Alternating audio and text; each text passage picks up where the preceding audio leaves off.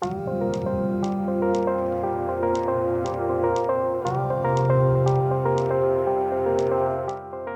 dia a tots, benvinguts al Museu d'Arqueologia de Catalunya en aquestes primeres jornades de museografia arqueològica.